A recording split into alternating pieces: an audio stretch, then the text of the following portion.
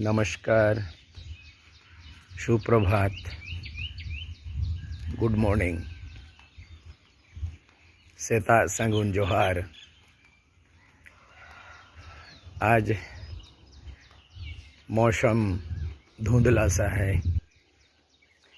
Yes चक्रवाती तूफान के बाद काफ़ी उत्पात मचाया प्रकृति की। गुस्सा है, कौन चीज़ का नाराज है। 25, 26, 27 बंगाल की खाड़ी से चक्रवाती तूफान आया। बंगाल, झारखंड, उड़ीसा। अब आज का सुबह वेला, प्रातः वेला सूर्य उदय हो चुका है और दिखाई नहीं दे रहा है। पंछियों का कलरव जारी है और मौसम धुंधला सा है, कुआसा है। रास्ते धुंधला है मगर मंजिल साफ है। मैं आज मॉर्निंग वॉक में, प्रभात फेरी में चलते चलते मैं एक नया संदेश देना चाहता हूँ। चलते चलते यानी एक गीत मुझे याद आ गया, एक लाइन के एक पंक्ति का। चलते चलते मेरे गीत याद रखना, कभी अलविदा ना कहना, कभी अलविदा ना कहना। चलते चलते, ये चलते चलते और बोलते बोलते मैं बहुत कुछ बोल लेता हूँ और बहुत कुछ लिख लेता हूँ। आज सवेरे उठने के साथ मुझे याद आया जननी और जन्मभूमि पर। जननी और जन्मभूमि पे संस्कृत का वो श्लोक मुझे याद है। जननी जन्मभूमिश्च सर्गादपि गरीयसी। अर्थात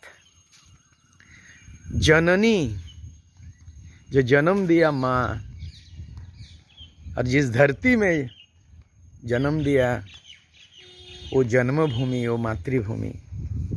संस्कृत में ये उल्लेख वाल्मीकि मुनि द्वारा रचित रामायण में, उनके पांडुलिपि में उल्लेखित है।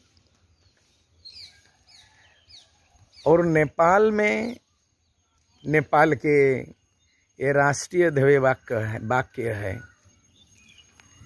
कहा जाता है कि जब पुरुषोत्तम राम, भगवान राम लंका जीत गया, रावण को वध किया और माँ सीता को वहाँ से लेके अपना स्वदेश लौट रहे थे, तब अपने भाई को और अपने सहयोगी को कहा है कि ये स्वर्ग जैसा इस लंका है, ये रावण का सिंहासन, ये रावण का जो सोना से सजाया हुआ सुसज्जित है, सोना ही है, सोना का लंका। तो भगवान राम ने कहा है, उल्लेख है वाल्मीकि मुनि रामायण में, कि ये स्वर्ग तो है, लेकिन इस सोना रूपी श्रीलंका स्वर्ग से भी जननी और मेरा जन्मभूमि, वो दोनों से स्वर्ग से बड़ा चीज है। ये उक्ति, ये वाक्य भगवान राम जी के हैं। जननी अर्थात सीता जी को पा लिया, आपस पा लिया, विजय पा लिया, रावण को वध किया और रावण को वध करने के बाद श्रीलंका का सिंहासन विभीषण को सौंप दिया। और उसके बाद ये वाक्य बोलते हुए गए कि जननी जन्मभूमिश्च स्वर्गादपि गरीयसी। जननी जो जन्म दिया माते, और अपना स्वदेश जन्मभूमि मातृभूमि वो ऐसा स्वर्ग से भी वो बड़ा है। इसका संथाली में अनुवाद इस तरह मैंने किया है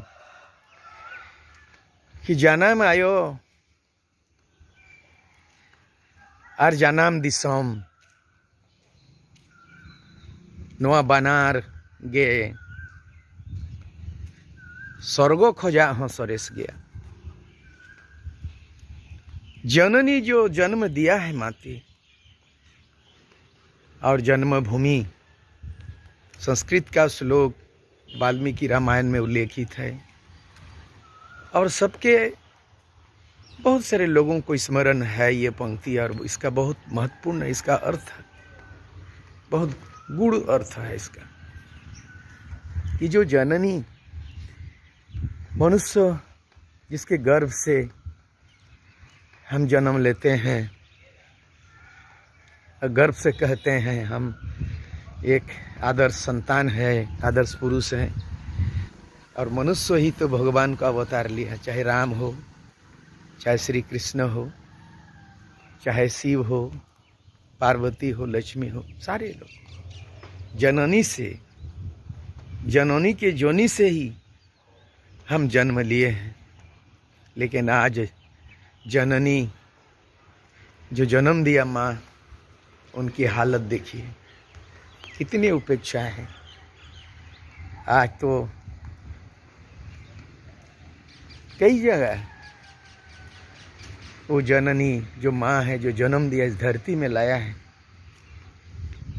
ये जन्मभूमि में लाया है। जननी और जन्मभूमि में क्या रिश्ता है? विद्वानों ने, पंडितों ने, मुनि ऋषियों ने जननी को और जन्मभूमि को एक ही दर्जा दिया है। वो भी उत्पत्ति करती है, संतान उत्पत्ति करती है जननी माँ, और जन्मभूमि भी हमारी वनस्पति और जितने जीव जंतु उसी से आश्रित है। ये महान है दोनों, जननी और जन्मभूमि। चलिए आज ये दोनों की उपेक्षा हो रही है। जननी का नहीं होना चाहिए, जन्मभूमि का उपेक्षा नहीं होना चाहिए। इसको तिलांजलि नहीं देना चाहिए, इसको तिलांजलि नहीं देना चाहिए। अब याद करिए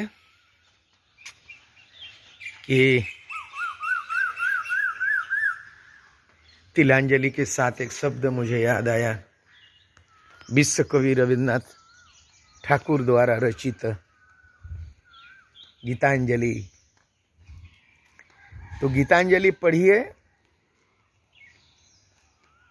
और बाबा रामदेव के पतंजलि पे पढ़िए, उसके पीछे पढ़िए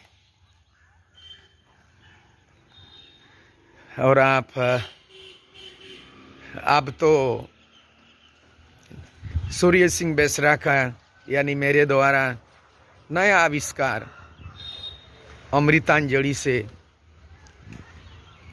आप नए सिरे से आप भी जोड़िए। रविन्द्रनाथ टैगोर जी के गीतांजलि पढ़िए और बाबा रामदेव जी के पतंजलि के पीछे पढ़िए। अब सूर्य सिंह बेसरा द्वारा आविष्कृत अमृतांजलि से जुड़िए। यही संदेश आज का है। माँ जन्म माता, जिन्होंने जन्म में धरती में लाया है, उनकी उपेक्षा मत करो, उनकी इच्छा पूर्ति करो, उसकी सेवा करो।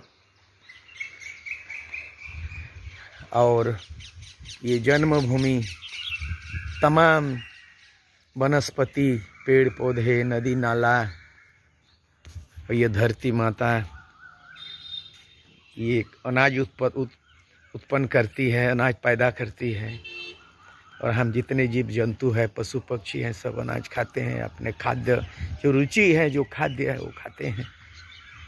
इसलिए माँ को पहले पूजिए। माता स्वर्ग सुख से बड़ा है, इसलिए माँ को पूजिए, उनकी सेवा शुश्रूषा कीजिए। माँ के गर्भ से हमने जन्म दिया, उनको तकलीफ मत पहुंचाइए, उसको सेवा कीजिए। और ये जो जन्मभूमि है, मातृभूमि है, ये धरती है, इस धरती को हरा भरा पर्यावरण संतुलित कीजिए। मनुष्य सामाजिक प्राणी है, लेकिन वन्य प्राणी और अन्य प्राणी ईश्वर द्वारा उत्पत्ति किया गया है, हम सब बराबर है। चलिए आज का दिन में आप स्वस्थ रहिए, सुरक्षित रहिए और कोरोना से जंग लड़िए और नया जिंदगी आप हासिल कीजिए। अब हम लोग कल मिलेंगे, कल हम संदेश जारी करेंगे इसी तरह। आज ये वेशभूषा, ये परिदृश्य जो दिख रहा है, कल मेरी जिंदगी का, पुनर्जन्म का, कोरोना संक्रामित से मैं पुनर्जीवित हुआ हूँ और नए जिंदगी के पारी में कल से शुरू करूँगा। और मैंने बहुत राजनीति की, समाज नीति की, बहुत कुछ जो हो सका, जो अधूरा सपना है, जो अधूरा काम है, उसको पूरा करने का संकल्प लेंगे। और नया जिंदगी, नया परी में मैं कल से, कल 30 मई है और आध्यात्मिक, और हम भगवान की खोज में निकले थे। नया जीवन मिला है और भगवान को भी प्राप्त किया है। उस पे मैं भगवान की खोज में पुस्तक भी लिख रहा हूँ। भगवान सर्वत्र है, भगवान सर्वशक्तिमान है। भले ही हम अलग अलग मजहब, अलग अलग भाषा, अलग अलग जाति, अलग अलग कौम, अलग अलग प्रांत में हम विभाजित हैं, लेकिन इस जन्मभूमि में, मातृभूमि में, इस प्राणियों के बीच में हम भी महाप्राणी हैं। और हम अलग अलग मजहब होते हुए भी, अलग अलग पंथ, अलग अलग मान्यताएं होते हुए भी हमारी मंजिल एक है, सबका मालिक एक है।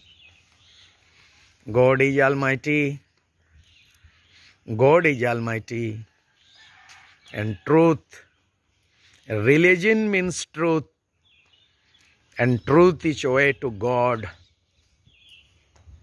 सबको जोहार, नमस्कार।